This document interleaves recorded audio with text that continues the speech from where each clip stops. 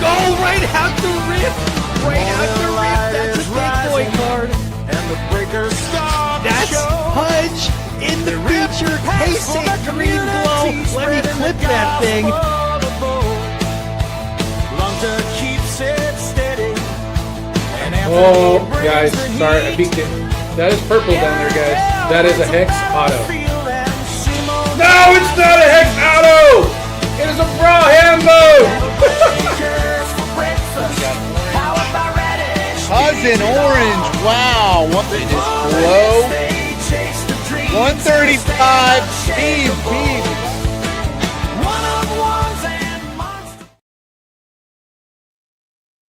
Hey everybody, this is Discord user Slappy White with Tex Hooper, and let's get to it, Tex. We don't have to do the intro anymore because that is the intro. Just so you got to get used to it. You got to go right into it. So who do we have today, Tex? Let's do it. Let's do it. We got a great lineup for us today. We got Mainly Breaks is here. I always want to call him Manly. He's just so studly. He's manly in his holiday sweater. Love it. Feeling very Christmas. Yeah. Who else do we have, Slappy? We got Big U. That's right. Right? He's here with us today. That's right. Morning, guys. How's everybody doing? Excellent. Very good. How you doing? Great. Not as cold as all of you guys. It's chilly here in Syracuse. Speaking of not cold, Tex, we also have in hot Atlanta. We've got Eric from Card Society. What's Eric, up, how are guys? you? Good morning. Good morning. Good morning. Oh, well, it is cold and snowy, and I'm sick up here in Syracuse, New York, but the show must go on. So here we are. How's everybody doing? Did everybody have a good week of breaking? Yeah, fun. Always fun with the new. Still has that newness to it, the shine, you know. It's got the new car smell still. Yeah, pulling cards, seeing people pull cards that you haven't seen before. Always exciting. Wonderful, wonderful. Anybody have any big hits? Any notable hits? Yeah, I mean, it seems like it comes in waves, right? So, yeah, I mean, the other night we had a real good break hit at a Flavor Flav auto, which we were fun, excited about. Just to have that alt kind of sidekick, rearing its head, that was fun. So, yeah, it's been good, man. It's been good. Awesome. Anybody else have anything notable? We had a Carlton Fisk Pudge Green Glow, and I don't think people realize how rare they actually are to get a feature Green Glow. That was what we saw in the clip, I think, right? You got it. Yeah, that was awesome. That's a big I think that's a big part of this, guys, is like letting people know the rarity of these cards and the individual ones, especially like one that jumps out to me is the silverbacks, right? I call them the silverbacks, the silver battlefuls, because those are exclusive to your hobby and your jumbo, right? And before they were a dime a dozen. Now with the Griffey set, that they're not. So, yeah, those are fun to hit too. Speaking of rarity, before we came on live here, we were kind of chatting a little, and Slappy hit us with a little bit of trivia about how many one-of-ones we think there are in the collection, the Griffey set. He gave us the answer, so we all know what the answer is. But there are 899 one-of-ones in the Griffey set. What do you guys think of that? Is that too many? Is it enough? Does it hurt the rarity? What do you guys think? It feels like a good number to me. I think if it's under 1,000, it's somewhat obtainable, if it's super low, you're not really going to see those pop out too much. But I feel like at this rate, it's not something you're seeing on a daily basis, but at least maybe a couple pop up a week as the product gets torn into. But still, $8.99, that's not a high number in the grand scheme of things when you compare it to a lot of the sports card releases that literally have thousands of one-of-ones. Every player has, 15 to 20 different one-of-ones. So I feel like we're not really diluting anything at that number yet.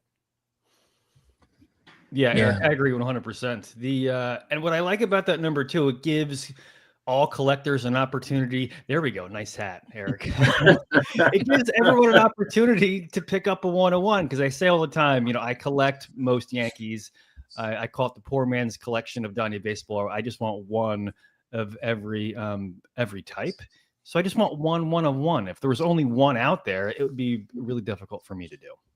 Yeah, I think the excitement of hitting one, not only in a break, but when you're pulling it individually, is an experience all in itself. We've been fortunate to we pulled one when Allison and I were doing a personal rip. We pulled one, and then in the break we pulled one in one of our breaks. So I think having that $8.99 is good because it shares. Look, we're all here because we love BoBA, right? And we love the community and we love the product. That's one big part of it, is that excitement. And if hitting that 101 and seeing it in the break, I think that just helps the whole BoBA community and spreading of the product. And $8.99, I don't think it's too high. It's just, more fun. It seems like with the $8.99 number, it seems like we should be seeing more of them come out. It seems like that's a lot, and kind of like you would think you'd be seeing more 101s hit. But I guess, like you said, it's such a vast production spread out over such a wide market that it really does, kind of dilute it. So those, even though there's 900 of them, it still makes it hard, a hard chase. It still makes it a hard hit. Yeah. Slappy, why not 900? Who's the one they left out? Well, I will say the point that I want to make about it is, when I see the number $8.99, that seems like a lot to me. And I appreciate Eric bringing it back. And he looks at Bo Battle Arena compared to Panini, compared to Topps, Fanatics. So he sees it the same, which is great to put that in reference. And that's the thing, right? Yeah. Their print run is so small. So their one of ones compared to these people is small. But I guess the biggest thing is when I asked everybody before we went live, how many one of ones there are, a number of folks said, I think 350 was one of the number, but nobody guessed that high. And so if it feels like that there are too many, people would be saying, oh, there's got to be at least 2,000 one of ones. The fact that everybody underguessed means that it's probably the right mix. I love what you guys are saying about accessibility. The fact that you still have a chance to hit a 101. You don't feel like you have a chance. You legitimately have a chance. So, this question is like, the number seems too big for me, but you guys are convincing me. I think that's probably the right number for the set. And this number, the 900 number, $8.99 number, contains not just the supers and the super autos, which we know are one of ones, but all the secret autos too. And do we know what all the secret autos in Griffey are yet? Or are there some that we still don't know what some of the secret one of ones are? That's a good question. So I'm thinking about what we know from last set. We know the features in the hex for like Grand Mausoleum, certainly in 101. We know that the pink is a secret 101. Now the Great Grand Mausoleum is also, I think it's confirmed a 101 for the features and highlights too. Beyond that, the red. That's on the hex Grand Mausoleum. Great Grand Mausoleum. Yeah. Okay. It's interesting. Yeah. So but we don't think there's any one of ones out there we don't know about yet. Hey, maybe. I guess is what I'm getting to. Yeah, well, I guess how would we know, right? Yeah. Until it gets hit and somebody confirms it is a secret one of one. Yeah, I guess we'll have to get with Eric on that. Yeah, until Slappy, shares all the secret information. It gives you, it's like a trail, right? It gives you a little piece here or there. So yeah, breadcrumbs. He's like Little Red Riding Hood. That's right. You would text. You bring up a good point. Like, the joke is it's not secret. It's that most people, not most, some people know about it. And I do wonder about that. I'm like, why would they not every set do there's got to be some secret they haven't told about it. But that also brings up a different question. And you see the comment from the people just joining the community is they say, well, why is that secret? People don't know what they have. And I'm torn on that because people get upset that they feel like, hey, I traded away something that was much more valuable and I didn't know its value because the company didn't tell me. They didn't put one of one on it like they do on the super. But conversely, Frenchie has always said, collect what you love. And Frenchie's a huge collector, but he also, this is not a business. He's not he's not putting a dollar value on each card. So you could have a one of one that's, Dr. J one of one is going to be worth more than a Rotter one of one, at least to Tex Hooper. And it's for you to determine what it is. But I mean, how do you guys feel about the new people coming in? They hit a secret, they hit a rad hex, and it's a featured hero, so it's a signer, and that's a secret 1 of 1. And they are like, this is cool, but now with the powers getting so low, right? It's like a 130 power, so the power doesn't excite them. It's a rad, and they trade it away, and then they find out a month later, oh, that was a secret 1 of 1. Crap, I could have gotten 10 times as much as I did that I sold it. So how do you guys feel about that? I think it's part of the fun of boba. It's part of the mystique, same with that bow at a 99 auto that, people weren't necessarily aware of what the value of that card was. I mean, you have sales on eBay for under 2,000 for that card. And now, it's upwards of 10,000 because you get a blast box with entry in that tournament. So, I do understand how some people are like, oh, I undervalued my card, but at the end of the day, they still probably got paid for it and they still probably made money on it. So I think it's part of the fun, not knowing, discovering, figuring out what's what. And, there's always fluctuating values in the card market. And I feel like with boba, the cards can fluctuate in value based on gameplay and based on what tournaments there are and based on what sort of rules they put in place. So for me, it's exciting, and I enjoy the discovery of that aspect of the game. Yeah, I think it's part of boba, right? The mystery and the intrigue of it, where I think it's intentional because if you hit something and oh, this looks good, this looks different, I haven't seen this one before, then you got one of two things, like, oh, let's move it real quick, or the collector, which boba and the whole community really wants, you're going to start digging. You're going to start going on Discord. You're going to start asking questions. You're going to go on breaks. You're going to be in the chat room. And, just like we had a learning curve when we all jumped into this and something new, the only way you learn is if you roll your sleeves up and you dig into it. So I think it's good. I think it's nice, and it kind of tells you. And the fun thing is, to me, is the more you dig on something, you find other things you weren't even looking for. So I think that's fun. I agree with both of you guys. I think in the one hand, I can see why you'd be a little upset if you were new and maybe you sold something. At the same time, I don't really have any sympathy for paper hands that want to flip. You want to flip, that's fine, and that's kind of the game you're going to play. And it is really fun to think about. So, like, for instance, when we stream, here's a good example. We know the mixtape for the feature was at a 25, and we would always speculate on what they were. Like, well, is steel 10? Is it 12? And we just always have that conversation. It's another fun point of conversation about boba. And I think it is really fun to think about. And I kind of don't want to know the exact, because you don't have to spoon feed me all the information. It's fun for the community. Yeah. And mainly to touch on that, like going on the mixtape conversation. So we had, hex, glow, steel, ice, and fire. And we're like, oh, okay, well, this one's got to be 5 and this one's got to be 12. Well, now you throw a brawl into the mix with the mixtape. So where are we at now? Like who got some taken away to be added to the brawl, and I enjoy it. I like that aspect of it. Totally. Yeah. I not that I disagree with you guys, but I guess I disagree. Yeah, please. This isn't a love nest. I want a checklist. You want to? I want to know.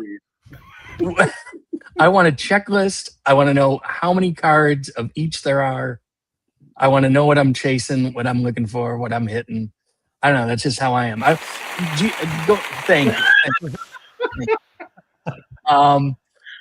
Do you think we know they what do they number? They number the super, or do they? Yeah, they number the supers 1 of 1s.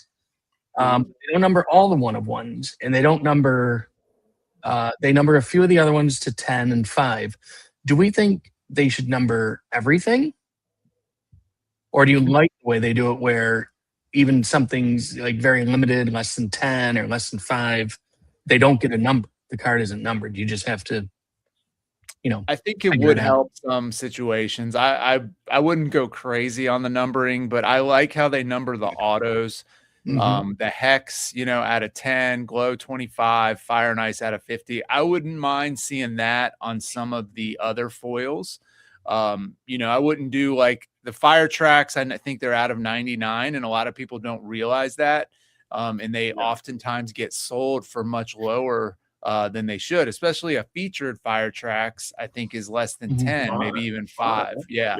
So, you know, having something like that, you know, in the bottom corner of the card or something, I think would definitely help and probably increase the values of some of the cards that get moved on a daily basis.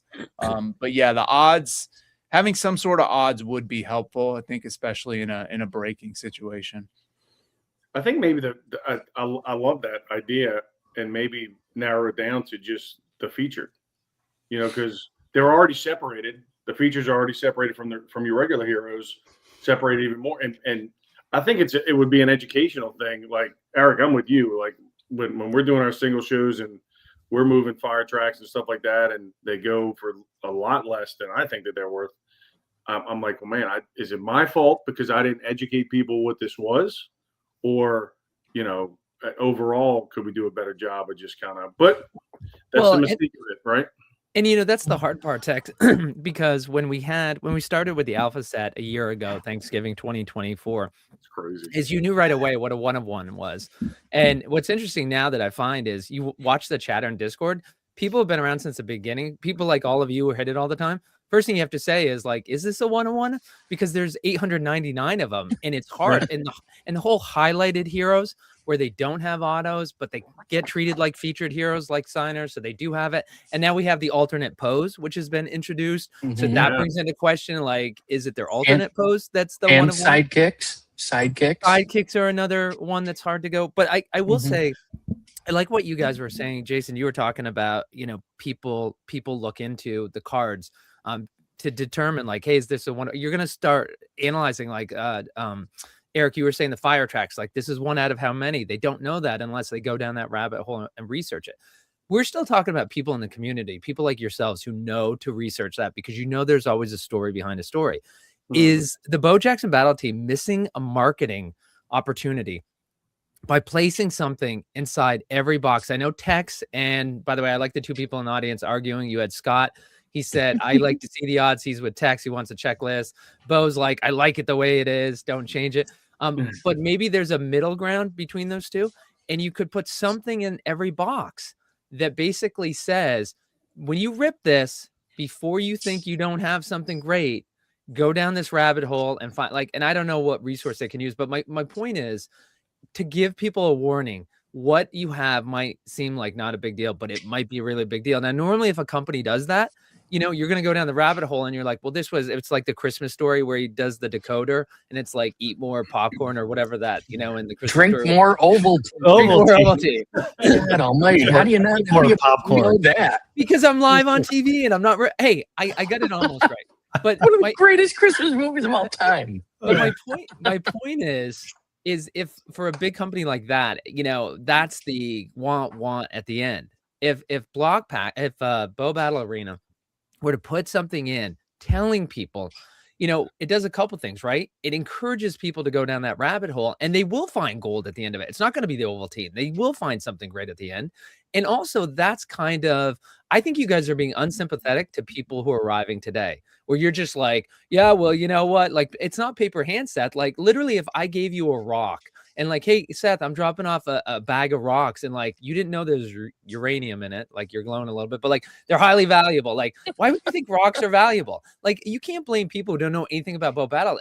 Paper hands is, you think it's expensive, you think it's valuable now, but the price is going to go down. That's not what's happening with these people. They just don't know the collectability. They don't know that they can't rip another mega box and get the same card in it. That's the hard part. When you rip your first mega box, you don't know that you just got a case hit. So I would love to see a card in every package. It's a great marketing opportunity. It's a great product. When people go down that rabbit hole, they will see, yes, in fact, I should have researched these more because, oh my God, I would have given these cards to my kid to put in his bike spokes. What if it's a QR code, like to the Discord? Because a lot of the stuff, if we're not going to, no, I hear your point.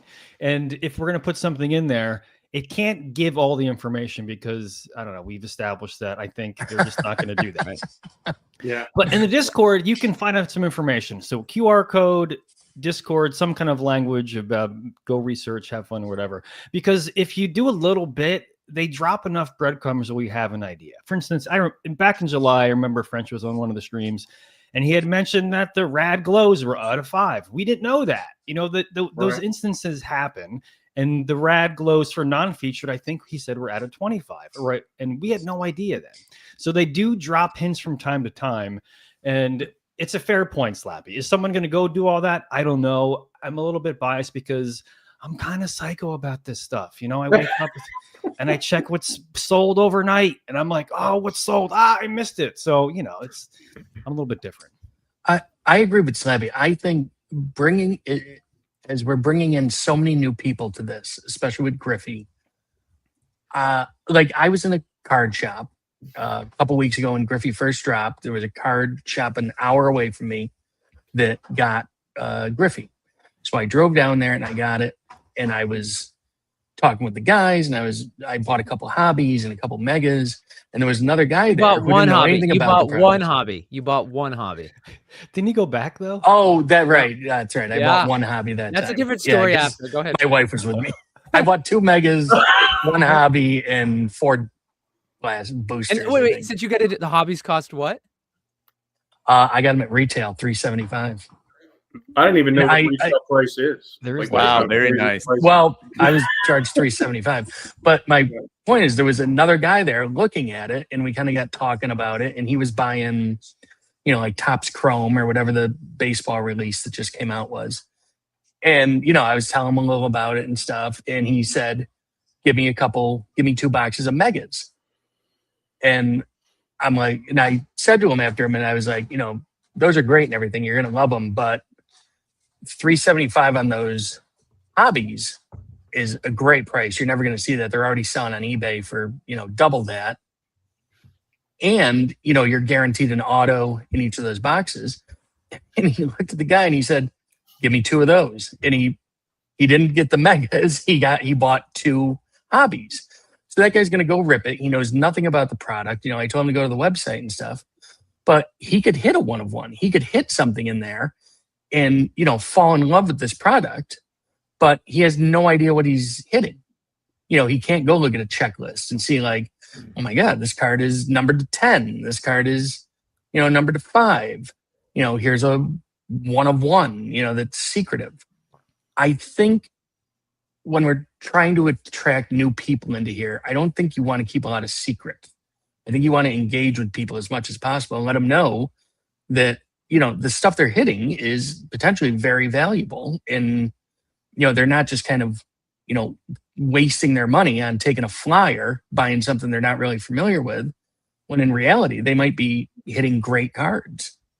So you guys are saying that the Bojack's 101 auto from Alpha has been pulled and somebody don't even realize what they have? It's possible.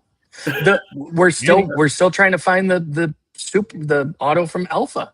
That's what I'm saying. That's what I'm saying. It could be sitting in somebody's desk drawer somewhere that bought a jumbo box, had no idea what it was, and was like, "Oh, that's a cool card." Mm-hmm. You know, like threw it in their safe or whatever, you know, or in their pile of cards. Yeah. You know. Mm-hmm. Well, it's possible. We do know the community is much broader than what we see in Discord and online, right? There's a hardcore group of us that are hanging out there, but it extends way beyond that. So who knows? I mean, all good, real good point, Tex. I don't know what the balance is. I'm back to I like the mystique about it and do a little research, and people know how to check eBay sold listings pretty easily. Mm-hmm. Well, I think they don't necessarily have to give us everything, but I think they should, especially like I said, for new people, they should give us a little more. You maybe, like you said, put a card in the box that says, "Hey, keep an eye out for these, you know, limited edition cards, you know, of the grandma's linoleum, great grandma's linoleum, and the, you know, heck, the glows, and you know, whatever else. You know, you don't have to say like these are all 1 of 1s, these are all secret, you know, whatever, but at least let people know that, you know, just because, you know, they pull something that looks kind of cool, it might be, you know, really limited." Yeah, Well, I think what you're saying is maybe we should respect the ignorance a little bit more. And, I think so. Yeah. Yeah. And I'm not opposed to that at all. And look, there's a lot of things that we're learning here. And look, we're deep into this, right? I mean, we live it every day. We're surrounded by. I'm like Seth. Like my save search in my eBay is Bo Jackson Battle Arena Howitzer. It's because I'm still looking for the and Actually, Jason, before you say that, it's like it ties into what you're saying about your eBay search and what Seth was saying people should go to eBay. And that's a perfect time to talk about our sponsor. Don't guess the price. Look up their value now at radishpriceguide.com. So I want to say is that when it comes to eBay, Seth, it's one of the things that took Rob so long in perfecting the radishpriceguide.com for Bo Battle is people, it is so hard. I mean, we all know when you went to Target, it was listed under Imagination. It's under the company that's kind of behind Bo Battle, but there's no rhyme or reason to how people list Bo Battle.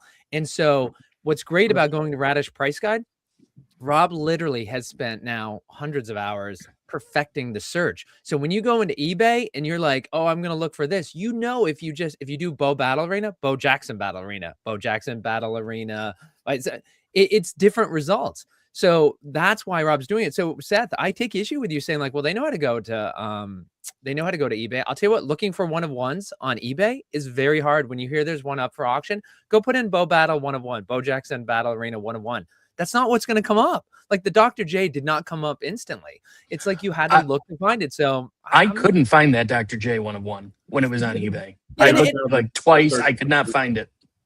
Yeah, and is it under Julius Erving? Is it under Dr. J? Is there doctor with a period? Like it's not that easy. So I don't know. Yeah, but I think that's fair. I think that's fair to say, and I think that Eric can talk on this better than I can. I think that's fair with every kind of sports card or collectible card, right? I mean, I'm not too familiar with it, but if you look at like a Panini, there's a purple one and a green one and a light blue one and a this and a that and the others. I mean, I don't know. I think that's a commonality with all the sports cards, though. Well, and it's all the sports cards text. I was just going to ask because I know Eric has broken a lot of other sports. There's all these secret 1 of 1s. So when you're breaking other product, are there secret 1 of 1s in every major card line? And you mentioned we know of you mentioned all the 1 of 1s they do in other product lines. Those are ones we know of, but do they have this many secret 1 of 1s? Like, are there a lot of cards that it's very hard to know? Like, oh, I do have a banger. I think with sports, the comparable is case hits, not necessarily 1 of 1s, but I would say revolution of the case hit over the last few years. Kabooms, downtowns are absolutely ruling the football card market. And Panini's come out with different case hits for different products. They have color wheels, color blasts. Now Topps is coming out with different case hits that people don't always realize they're case hits. You have to go and if you look at the odds sheet for a Topps or Panini product, it is pages and pages long, sometimes hundreds of pages. So just trying to figure out how rare exactly is this card by looking at, it is 1 in 25,000 packs. Then you've got to do the math backwards to figure out, how many boxes exactly is that and how many were made. Is this an actual case hit or is it not? And I think that's kind of where we are in the sports world, which I would equate to the BoBA 1 of 1 situation.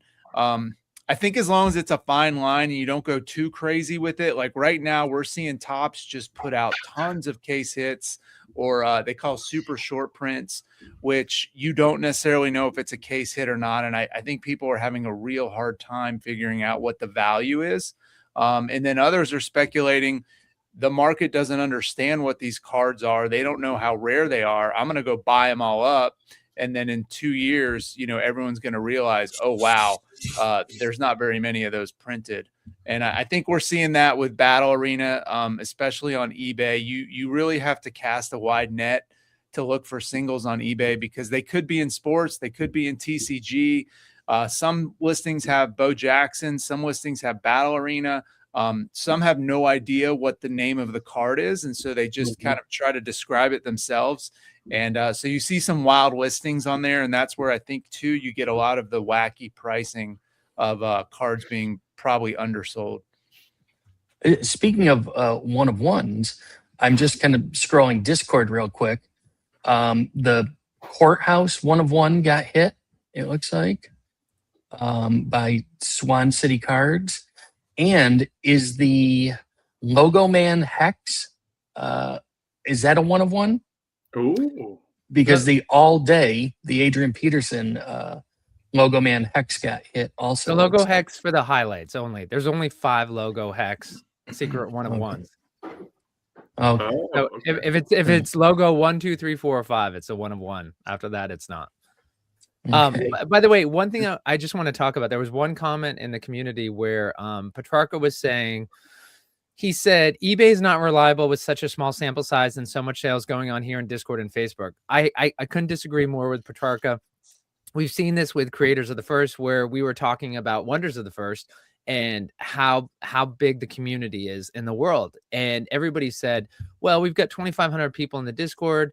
So, you know, that's, I can't remember what they might have gotten up to. I can't remember what it was, but basically they were thousands and thousands off. There's over 20,000. There were at the time over 20,000 people playing Wonders across the country. I think, again, the reminder, I tell Tech Super and Gen Con on Radish Break Room live every Wednesday noon. I'm like, don't bring up the D word, not dirtbag, but Discord, because Discord is used by 17% of American females. It's 23% of American men. And globally, it's a little bit different, but the majority of people don't know what Discord are. They're not on. This is an echo chamber. These are the most rabid fans. People have learned Discord so they could do this. But taking a look I do want to show you guys one thing, which is, let's see, share the screen, is that this is, Rob has added a dynamic sales report to the Radish price guide. So Petrarca is saying all the sales that are taking place internally, but if you take a look at this, if you go to Radish price guide, you'll see at the top, it says sales report. You can go ahead, you can play around, do different stuff there, but take a look at this. Now, this is an outlier, but the week of December 1st, 61,000 just in the Griffey, not adding in the other sets. That's how much the weekly sales volume was. And then when you're looking at 12/8, it's 17,800. But when you look at these numbers, you know, the week before it was 25,000. I know there's a lot happening in Discord, but it's 61,000 is not happening in Discord. 25,000 is. So we are getting to the point where it's saying that the small sample size. Wonders of the First has a small sample size on eBay. Bo Battle Arena is getting past the point. It's not there yet, but it's getting to the point where you can't say it's a small sample size. There's a lot happening on eBay now. Mm-hmm. Yeah, eBay is very, very active with BoBA. If you just do the general Bo Jackson Battle Arena search, I mean, it populates with tons of stuff. You know, you have to get much granular to find something specific. But like Sebby said, there's actually, does this tell me how many listings there are? There are, well, there's 9 pages of listings at 120 listings per page. So what's that tell you? A lot. Yeah. Slappy, quick shout out to the price guide too, because yeah, I've used it, and the UI, Rob, if you're listening, excellent. It's easy to search. You can search by various weapon types and inserts. It's an excellent guide. Rob is Rob's a wizard. He's amazing. Well, and so when you're looking at these eBay sales, is that I think it's a good indicator of where the health is. The fact that we're seeing, and I need to get it. I actually do coding now with AI. So Rob does the big boy coding. I do the coding, and it's great. Like one time I had an issue. I spent hours trying to figure out what's wrong with it. I showed it to Rob in 2 minutes. He's like, yeah, this line, you just need to put in this one thing. Yeah. And how hard can it be? Yeah, right. But that's the difference. When you think about AI, side note, geniuses like Rob are so much more powerful because he can have AI do so much work for him. But when it makes a mistake, he can spot it instantly. Whereas someone like me, I'm able to create, web pages and modules that I never could do 2 years ago. And it's great. But anyway, I like tracking the sales every day that are, or the listings every day, how many new listings there are. And before Griffey dropped, we were almost down below 100 because we were running out of product. Now we're about 1,500 a day. And that's crazy to me. We never approached that number before. We have 1,500 new listings on eBay every day. And Rob, he really gets into it with the sales report, right? He's looking at the sales volume. He's looking at the sales, right? If you list, if we increase our listings every day, but we're not increasing our sales, that's a bad thing. So you get to see the bigger picture. But I'm looking where the pricing is. The pricing's not going down. You know, we're seeing a massive increase in listings on eBay, and the prices aren't going down. If anything, it's giving wider exposure to Bo Battle. And the prices are stabilizing or going even higher. As far as pricing goes in concern with eBay, you should always check 130 point, because eBay may list like a final sale price is say $300. Actually, but it may have actually sold for like $280. Nope. Radish Price Guide. Oh. We have the same data. So if you go to Radish Price Guide, well, never mind then. And you see, but thanks for driving people away from the sponsor of the show, Tex. Oh, yeah. You're going to tell us to all drink Miller Lite now instead of Pat's Blue Ribbon. But Tex, you missed one of the shows, but I don't think you know this. Telling your beer rep. When you look up a card in Radish Price Guide, did you know Rob has it set now that listed below, if there are listings for the card you're looking at below the last sale, it will pop up and tell you to go snag it. So I did not know that. Great feature. Yeah. So it happens when I miss shows. It takes a lot of the work out of the loop. Yeah. But hey, Tex, I know that we're not at the end. We've still got a little bit of time, but I want to get back to Mr. Chewy had a question, and we went past it because there was a lot of discussion. Thank you, everybody in the audience. We appreciate everybody joining us live today. Love seeing everybody on Mainly Breaks YouTube. So thanks for joining us today. I think it's your first time live. But Mr. Chewy says, would love to hear you guys talk about the quality of Griffey compared to Update. What happened, Tex? Is he saying he believes the quality is less in the Griffey set than it was in Update? Because I actually, from ripping and having the cards and everything, I thought they actually upped the quality a little bit. It feels like the cards are a little, the cards are very sturdy. They're nice cards, but I'm not sure what he exactly means by that. There were some miscuts I think he might be referring to. There's a couple sheets, I believe, of miscuts. I just equated it to a larger print run. They had a few miscuts happen, but I agree. I think the quality overall of the cards looks better. I think the foils pop more. The artwork is bigger and better. Mm-hmm. I still have yet to open a box or a case even that does not have an auto in it or does not meet what we expect to get out of a case. Again, comparing it to other sports cards like Topps and Panini, I can't tell you the number of times where, you open a box and it's, you're supposed to have 2 autos in it and you get 1. You're supposed to have 1 and you get 0. That's the kind of quality control that I think really, really brings down a product. And we don't see that with Battle Arena. I feel like they've done a good job of keeping that up. Have there been a lot of miscuts? I've seen a couple, but it doesn't seem like it's anything out of the ordinary for the size of the production. Tex, you've seen them personally, or you mean you've seen them in Discord? No, that's the other thing. Everything I've ripped, I haven't had one miscut. And how much have you ripped, Tex? I've ripped probably 15 double megas and 5 or 6 hobbies, plus a bunch of blasters. Yeah, I mean, I've ripped a good bit of both the Update and the Griffey. I've never had any miscuts in Griffey yet. I had a terrible miscut and Update in one of our breaks. But I mean, I'm with Eric on that. I mean, just with the mass, I don't know. I mean, Slappy, I'm sure you know the exact increase in production from that's something you don't know. Oh my, wow. Write that down, guys. Write it down. Slappy, just make something up. That's what he normally does. He just makes it up. Just make something up. Yeah, fake it till you make it, buddy. But I mean, look. So I mean, I'm with Eric. I mean, it's a big production, and I know that they did a full court press to get it all produced and packaged and all that stuff. Look, nobody's perfect. So I mean, yeah, there's going to be some miscuts, and with a larger scale, the percentages I'm sure don't change. So your numbers are going to be a little bit higher. But I mean, as y'all were talking, I had a couple cards sitting on the desk and just comparing them. One thing that sticks out that Allison actually caught was, you hear a lot about the ghost cards, right? And they go, oh, is that a ghost card? Is that a ghost card? And I was looking and I pulled one. I'm like, oh, that looks really ghosty. But the regular, paper and battlefuls in the update and maybe the alpha too, I don't have an alpha in front of me. There was just like a pattern, right? Behind the hero. And now it's actually like a watermark of a cityscape with lightning. And all. So, I mean, I think I'm with Eric. I mean, I think it's an upgrade. And I think people have preferences with heroes and preferences with weapon types and stuff like that. And I think it's just getting used to it and actually just growing with the set. Because, I mean, if you look at, pull up Mull and Bones, for instance. I'm a pirate history guy, so that just kind of pops. The different treatments and different heroes are so different. Like the Hex Mull and Bones auto has a black crow on his shoulder, where the bubblegum has a bubblegum parrot on his hat.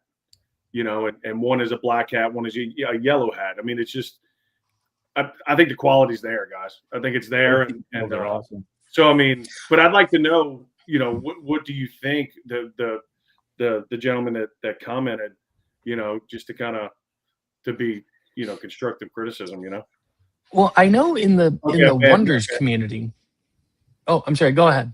No, I was just reading. I know y'all just put that up, the amoeba miscuts. So, yeah, I mean, I get miscuts, but I mean, y'all have a lot more experience than I do, but I think miscuts are also your mystery 101s. You're super rare that people really do go after them and collect those too. So, I mean, that separates it too.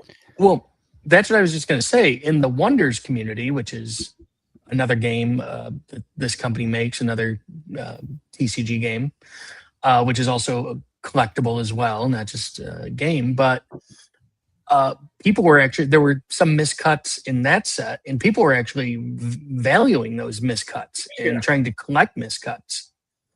So they were seeing it as, like what you said, they were seeing it as more of a rare card, is, something, akin to like maybe not a 1-of-1, but definitely, something that's much more rare than a regular card. So I can see the same thing happening with BoBA. When I was at the in Las Vegas for the Dragon Cup for Wonders of the First, is that in a sealed event, I opened up a pack, and one of the cards that I opened, it had the back, but it was white on the other side. There was nothing printed on the card. First of all, I was in a sealed event tournament. I was like, hey, can I get another pack? I'm down one card compared to everybody else. But you couldn't just ask for one card. You needed a whole other pack. Can I get a pack, please? I'm missing one card. Can I get a fresh box? But to your point, is that Wicked, Jacob, who all know, he organizes the Bo Battle tournaments at SCG Con and the National, and he does it for Wonders, is he said, Brian Tinsman's going to be here, the creator behind Wonders of the Verse, and he's like, you should get him to autograph it. And I'm like, that's brilliant, Jacob. And then I had him sign it 2025, because of course, if the back of the cards are going to stay the same for going forward, then I want to have the year. And so Brian signed it. And I will tell everybody here, I've never had as much feedback on wanting a card when I posted it in the Wonders community and said, look what I got. And everybody's like, what? It came out into the pack like that? I'm like, yeah, blank on one side. And I had Brian sign it. He signed the year. More people wanted to buy that from me than any card. I have a 1-of-1. I have the Theismann Auto 1-of-1. I have a 1-of-1 Stone Foil in Wonders of First. Nobody's wanted a card like they wanted this card. So yes, Tex and Jason, you guys are right. It's interesting.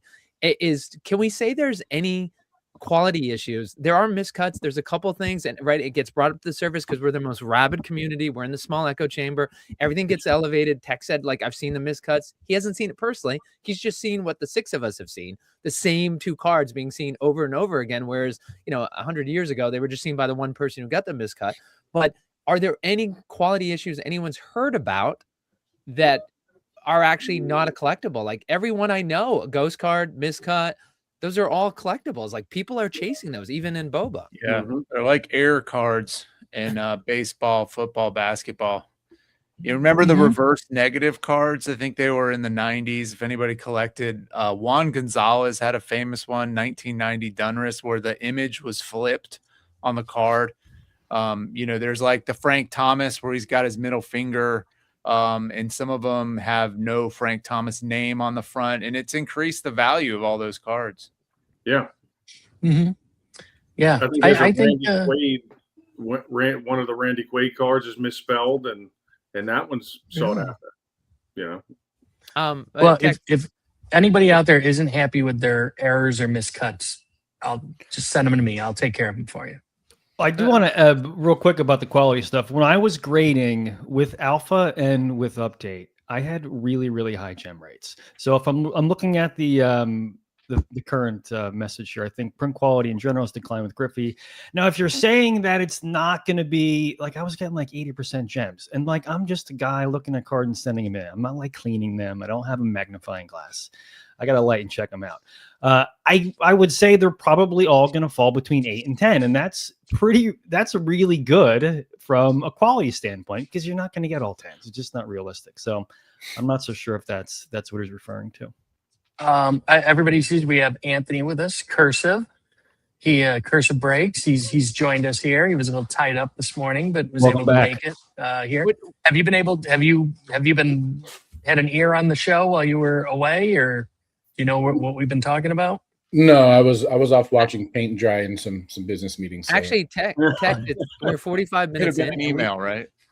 And Tex, we haven't talked about DBS, and the biggest player on the stage just arrived who's going to know about DBS more than anyone else. And it's important, if you don't play Bo Battle Arena as a game and you're like, I don't care about, what are you talking about, DBS? And that 100% as a collector, it will impact you. It will impact your collection that you hold today. It will impact every card that you rip coming out, every play card that you rip coming out. So let's talk about the DBS. It was announced that the Bo Battle Arena would go the way of their sister project, Wonders of the First, and they would have a deck balancing system, a deck balancing score. There's a whole bunch of variants. Like, what are we going with this on Bo Battle? Deck balancing score, right, Cursive? That's what we're calling it. Yep. Is that, and so what happens is, to explain this to everybody, when you play, so your Bo Battle, let's step back. This is Bo Battle Breakers for Breakfast. We're talking about the Bo Jackson Battle Arena sports cards that have been on the scene for a year. Current set out is the Griffey. There are play cards that come with your cards. And if you look at your collectibles, so when you have a Dr. J 1/1 super non-auto, is that there is a power on it, 200 or whatever Dr. J is. And when you're playing a card, you go against somebody else. There's a simple version, just a war version, where you just flip a card against somebody else. Whoever has the higher power wins. And then there's one with substitution, where you go 7 battles and you can you have a bench and you can sub in. But the third level, and the most competitive level, in which there are tournaments going on around the country constantly, is you can take your incredible deck worth $5, $25, $50,000, and you can compete against other people. But one of the things it takes is plays. And it's kind of, they really make it's like baseball euphemisms, and that they do it to make it a game. One of the things that they've said with the DBS, and if you're still following, I appreciate it, because we're really getting wonky, is there were cards that were play cards that were going for $1,200. I don't know if it went even higher, but over $1,000, some of the play cards, because people knew this was a killer play. And so what they decided to do, and it'll be interesting, I think they did it now before everything went out of control, is they said, we need this DBS so that somebody who comes into Bo Battle Arena wants to play, they don't have to buy a $10,000 play deck to be competitive. How do we make it? Because this is a game. How do we make it so the kid, that your son or grandson or a daughter or granddaughter who plays with you, can afford to play with everybody else? Whoever has the dog, mute it. Is that thank you, Seth. So what they're doing with the DBS is they're doing it where play number 1 will be 10 points. Play number 2 will be 20 points. Play number 3 will be 40 points. Play number 4 will be 50. And you add up your 30 plays and you can't exceed a cap. So like in Wonders, you have a 50 card deck. You can't exceed 1,000. You can actually change it, make it whatever you want. You can change it per tournament. But the thinking is, if you have this $1,000 play card, that's going to be worth, say, 250 points of your 1,000-point cap. Then you got to fill it with all these other crappier play cards that aren't as powerful. And so what it does is it changes the balance, and it creates equilibrium between everybody else. And then it also leads people to figure out what play combinations work better. That's what they haven't had to do. They just know what the best plays are. C-Town tells everybody what the best plays are. Everybody goes and buys them. The value goes up, and that's how you have a better chance at winning. And what this is going to do is people are going to have to practice playing with each other to see what combination of plays work better. Cursive, is that pretty much, and I should have got my thoughts together before we went live, but is that pretty much it? No, you're perfect, Scott. I think you hit the nail on the head. Yes. So one quick correction: the highest DBS play is 110 DBS points. Wow. And that is full court press, which if anyone's played the game, they know what full court press is. You lay it down. If you're going first, your opponent cannot play any plays, so they pretty much just skip their turn. Great play. There's some ways to get that back in your hand and play it multiple times. But one thing I do want to note when people are talking about value of cards, we see a lot of breakers, since we are breakers on here, maybe do single shows. And there's always like, hey, this is a short print play or a super short print play, bonus play. Like, this is an amazing play. We talk about it on cards like, hey, not every card is just like amazing banger card, but we do love the art, and there's things to hype about with certain things about cards. Plays are a little different, right? But now you can go to the DBS and say, hey, you know what? I picked a short print play up. What's the DBS on it? Is the DBS really low? Then it's probably not very playable play. The DBS is a little higher. You know that there's some extra value there, and that may help us from breaker standpoint, kind of figure out the value of these cards too, as far as Good point. Is it a $5 card? Is it a $10 card? Well, if this one we know is about a $5, and this other one's DBS is a lot higher, then obviously it's a better card. But you also have to throw in the print run of it. It is going to take, for the player standpoint, us a while to get used to it. I don't think there's been anyone's played yet. There is the online league that is put out by Valley Hit House and Soothing specifically. They're doing a winter league, a holiday bash, and that is going to be out in should be any I think maybe today, huh? Cursive? I think it was it's coming any second to go register. Yeah, the registrations are open right now. The league is not full. I'm trying to see if I could figure out a date real quick, kind of scanning through. But they pushed back their main league till next year after the holidays, which was nice. And they're going to do a smaller holiday tournament coming up here soon. December 15th is the official start date, or the entries close on the 15th. So we still have a few more days for that. But that will be the first time that anyone is going to be using the DBS system. And so that is really going to be interesting to see and how everything works out. So,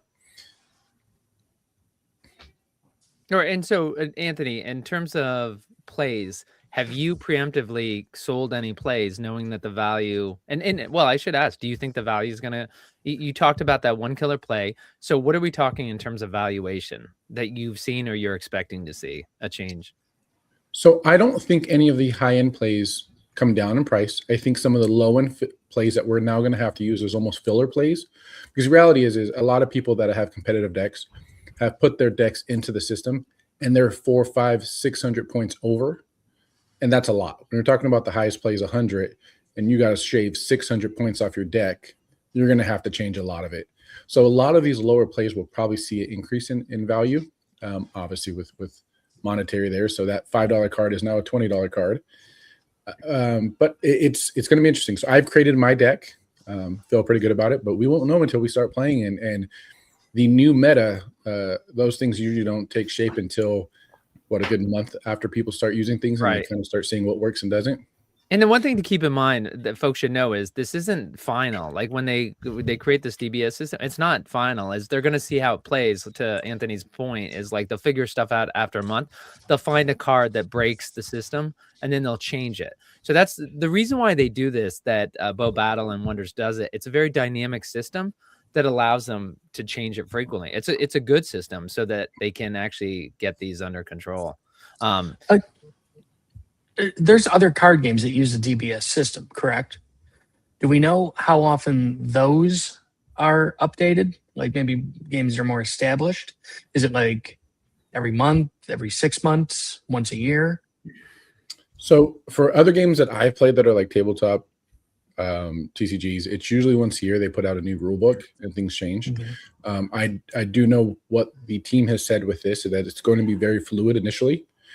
So they released it literally, I think, within the next week, they already did an update because they realized some of the higher end plays were costing too much. So they lowered some of them. So there definitely was some significant changes within the first week of them releasing it. And that's really before anyone's even played anything. So I think this is, like Scott said, going to be very fluid.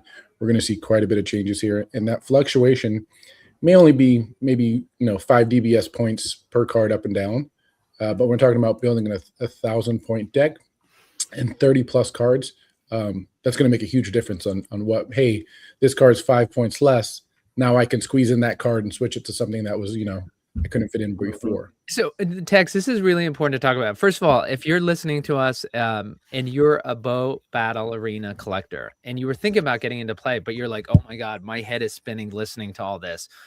One of the things you have to understand is there are deck builders being created that are already created, that are being created, so that you will not have to figure all this out. I know that, we had a comment in here by Bo where he talked about his Post-it notes on his plays. But the reality is you're going to be able to just click, click, click on a screen on the plays, and it's going to tell you you're at 1,050. You need to change your plays in order to make it. And then you unclick something, you click something else to get below 1,000. So this is the just starting out. They don't have Wonders of the First is all about game strategy. So for them to do DBS, that's in their genetic code. For Bo Battle Arena, I mean, it's not primarily a game. It's primarily a sports card collectible. Mm-hmm. So they have the expertise in-house to get this right, but just know that this is just starting up because the game's really blowing up. And that brings the bigger question. And I'm curious, Big U and Seth and Eric, my only concern about what they're doing with the DBS is I was excited at Baltimore when I saw Anthony and everybody else who was traveling to Baltimore. And I was like, wow, this game is strong enough. People are traveling 10, 12 hours to play. And the excitement of seeing the Magic the Gathering players come over to play the game. I'm like, this is a real game. This is actually, it's not just a side circus. It's actually going to be one of the 3 circles in the main rings and the circus. And I'm like, this is going to take off. But will DBS stifle that? Because let's be honest, the people who are getting into Bo Battle Arena, there's some people who played Magic the Gathering, but this is for a lot of people who've never played a TCG in their life. They just have really nice cards, and for the first time in your life, you have a collectible card you can do something with, other than put in your gun safe or put on your desk and stare at every once in a while. You can do something with your sports card collectibles. So are we going to kill this emerging gaming part of Bo Battle by bringing this? It's no doubt about it. It's complex. DBS is complex. And are we going to kill that? Are we going to kill it before we have escape velocity for the game? I mean, it's a good question. I think that the team has been very clear in saying there's still going to be something for everyone. There's still going to be rookie mode. There's still going to be, I think, 135 power and under tournaments or different divisions. So if you are a casual player, you're going to be able to find a lane, even if it's something that's a little bit less expensive, and that'll be there too. And they've said that a few times, and I would imagine they're going to stick with that. Yeah, go ahead, Jason. Yeah, I don't think that what you don't know doesn't hurt you, right? So if you're just getting into it and you want to learn, and you didn't know that there wasn't a DBS system in place before, and you enter into an arena and that's just part of the game, I don't think that it affects it. I mean, it's just that's what it is. Yeah, so I was talking to someone previously about this system because TCGs and DBSs are new to me. Someone mentioned that if you are watching the World Championships of Pokemon, the decks that these guys are using aren't the most expensive cards. They're very affordable decks to build. It's just a strategy and kind of play testing it. Where there are some games, and I think Magic may be one of them, that it gets very pay to win. And that's not something that's just TCG specific. You can go in video games, and there's plenty of different areas where they're pay to win. And like Scott said, there's a ton of people who traveled, and everyone's deck is very similar. And everyone's deck had multiple 500 plus play cards in it. And it very much felt play to win, myself included. The first time we went to SCG in Baltimore compared to Vegas, I said, hey, I'm missing a handful of cards. These are big board cards. I need to get them to make sure that I'm competitive, excuse me. And now with DBS, I can't fit every single one of those cards in my deck. I got to pick and choose which brings the amount you need to spend on plays in a deck down, which is nice.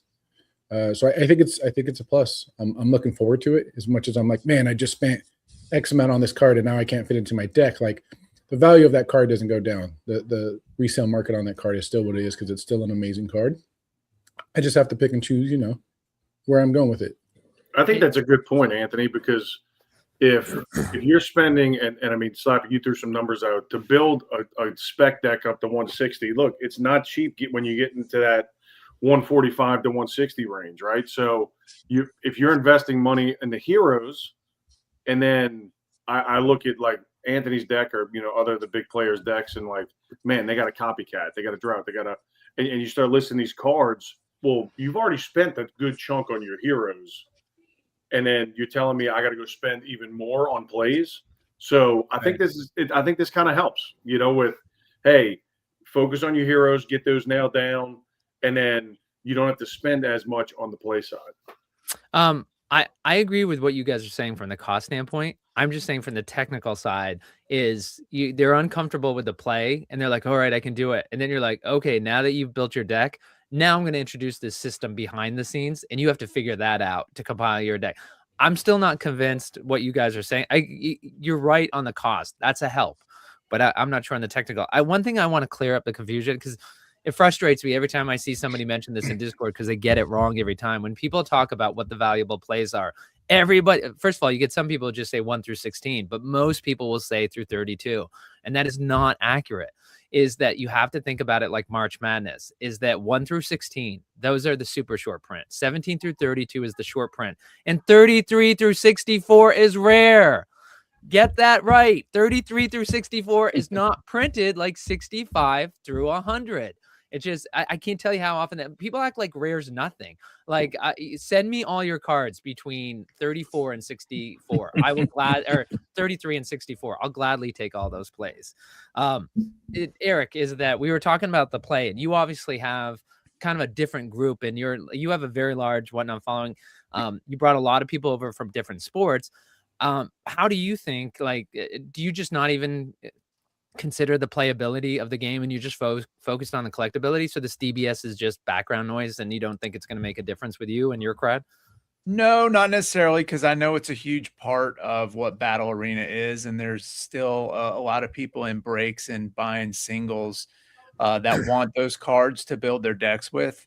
I actually do a lot of giveaways with the plays. I don't sell them. I'll throw them up as giveaways during the entire show, and I usually will keep the 32 and under, and I'll use those as giveaways, or I'll put up a lot of like 5 to 10 different plays and try to talk about at least what the play does. Now, yes, half the room, if they get the all play spot in a break, they're disappointed. And then there are a few people that are like, well, that's a money spot because I know I'm going to guarantee that I'm at least getting something out of this that's going to be, worth money that I can either trade or sell. Or they want to build a deck, and so they want that play spot so they get that bulk of plays from whatever the break is. But yeah, I definitely don't ignore it. I understand what the value is for behind certain plays. I tried to talk to a lot of people that played the game during alpha update to understand, what plays are more valuable than others. Soothing and I talked a lot about, which plays would be worth more, which plays, people are going to think are worth more than they are, and things like that. So I think it's a big factor. But yeah, I think 75% of the room in the break is probably not very sensitive to that. And then the other smaller group of players are looking for those cards. I really appreciate, Tex, you opening the show talking about the one-on-ones. Like, the title was about the DBS shakeup, but I'm glad you started talking about the one-on-ones because this is, if people made it this far, then then we're grateful to them. By the way, we were talking about the one-on-ones, and we talked about that most people don't know there's $8.99. But if you want to know the breakdown, you can always go to radishdigital.com. We've been tracking the one-on-ones since the alpha set. I used to, it got to be so much when I was doing the update, like it's 24 hours a day on eBay, Facebook, and Discord. And so now I do an update every couple days. So you go there. But what's interesting is you can break it down if you go to radishdigital.com and you go up to Bo Jackson 1-of-1s. We've got it for each set. But the bigger thing here is it shows the breakdown, right? It shows the super autos, like how many have been ripped, and you've got the progress bar, but it shows you how many there are of each. So for instance, like the icon hex, right? It's 0 of 5 have been hit on that. And then it talks about the logo hexes. There's 71. But anyway, you can go there and you can see that. But I wanted to mention that. So Tex, I know we're at an hour. I don't know where you want to go. I don't want to cut anybody off if they have any final thoughts on DBS, but Tex. Yeah, I say let's go to final thoughts. Let's. I think it's been a great show, very informative. Seth, we'll start with you. What are your final thoughts? Final thoughts. So I'm playing the Soothing League. So I've played a bunch casually, and I'm excited to get my feet wet and actually doing a little bit more competitive play. And I may need some help, guys, with what the plays are. But real quick, Slappy, I was going through the plays, and to your point, I was finding some in like the 80s that I'm like, oh, this seems like it could be a really sneaky good play. So we'll see. I could be wrong. Last thought is I'll be breaking Sunday, 6 p.m. It'll be fun. See me there. Excellent.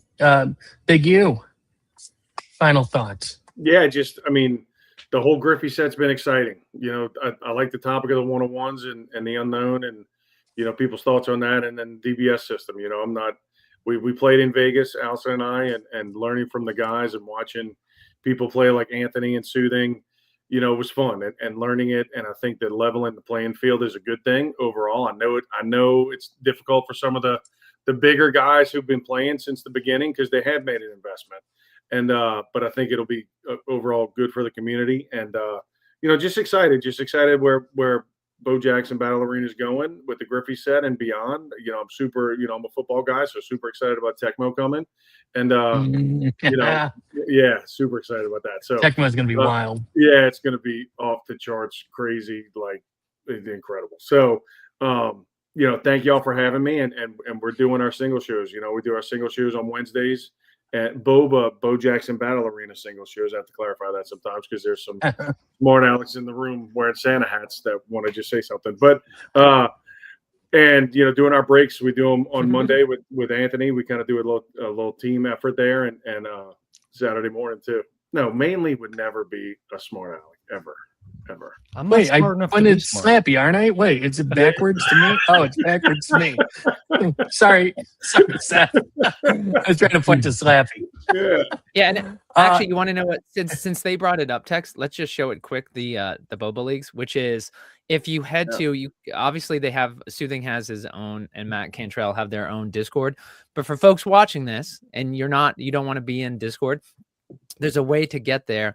You can, I should say that, like, I'm not sure if you have to check anything in their Discord, but in terms of registering for the league is that if you head to bobaleagues.com, there's a Google sign in. So you don't need to create a whole new password. You can just do that.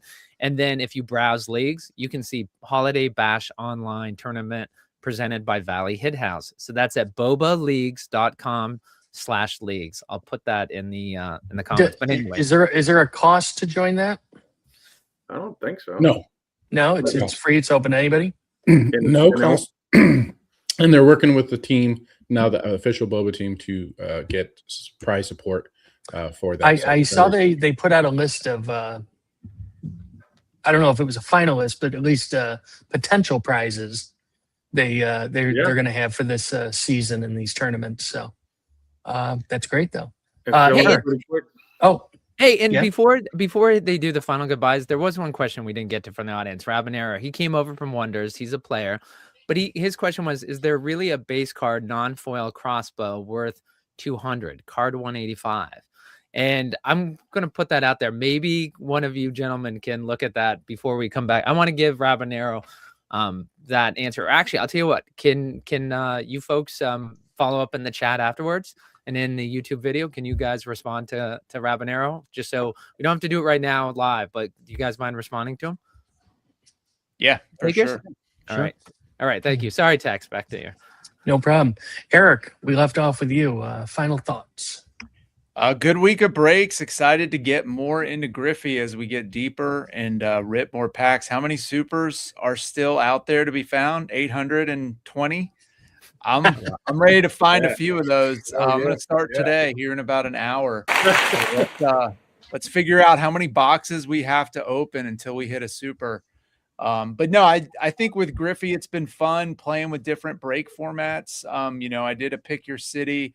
I've done parallel. I've done power breaks, double hero team, all of that. So it's interesting to see, you know, what the popularity of each break is. And I put up polls in the stream to see kind of what people want to do next. So I've been leaving it pretty flexible in terms of that. And Saturday morning single show, I run a rapid fire single show. I try to hit 100 auctions in an hour. So it is quick and it is fun and it is high energy. So definitely if you're up Saturday morning, come check that out. Yeah. And apparently the poll in your audience told you to wear a Mainly Breaks hat, huh? That's right. Team Mainly, baby. Let's go. I love it. Slappy, you would, if you want one, we can send one your way. We can do that. I'll wear it. All right. Anthony Cursive, you joined us a little late today, but your information on the DBS was wonderful. Do you have any final thoughts for us? Yeah, so I wanted to answer Scott's question on the DBS. So any of the players, I will say nobody seemed excited with the new DBS system of some of the people that had competitive decks. But I will say that I've been pushing the team and kind of everyone that I talk to that the 160 spec should be their flagship gameplay. It's the easiest to get into. It's the most competitive. Should be in the money at National, personally. Oh, and by the way, Anthony, since you're talking about competitive decks, I was going to mention this earlier, but we should get this information out, even though it pains me because I wanted to take them all. I picked up a 145 for $28 last night. Just so folks know, that continues to be the gatekeeper for your spec deck. 145 is the hardest power to get.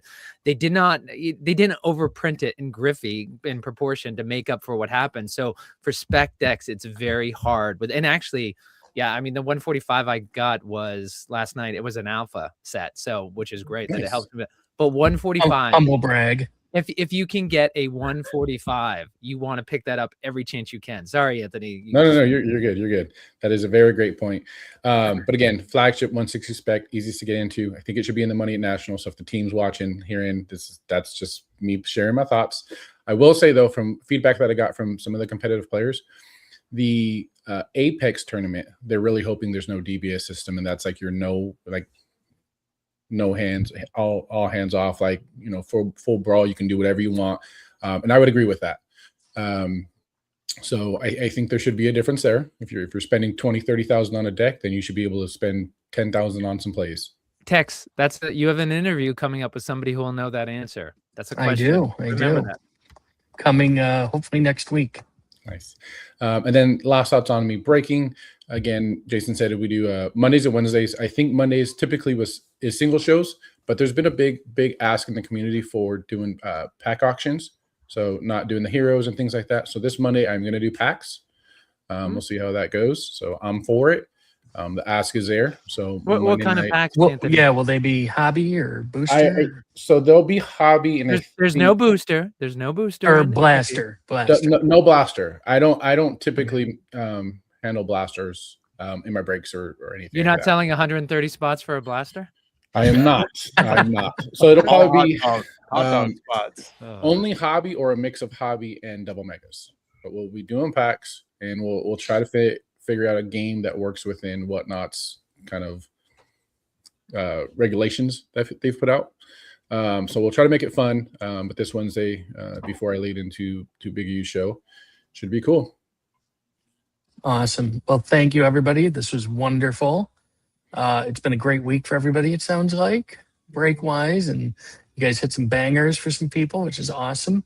Yeah. And on behalf of me and Slappy, thanks, everybody, for tuning in. And this has been Radish Digital. This has been, what do we call this thing? Every oh week, my God, I'm sick. I can't think. I'm in a fog. So Breakers backstage. We can't relate. There's a little bit of I have a fever. There's a Christmas. I'm delirious. So Radish is going to drop a Christmas present. And I can't wait. Everybody on the stage has been involved in the creative process to it. But my favorite part is, guys, there's something as part of the creative process that will mock Tex Hooper for never being able. Morning light is rising and the breakers start to show.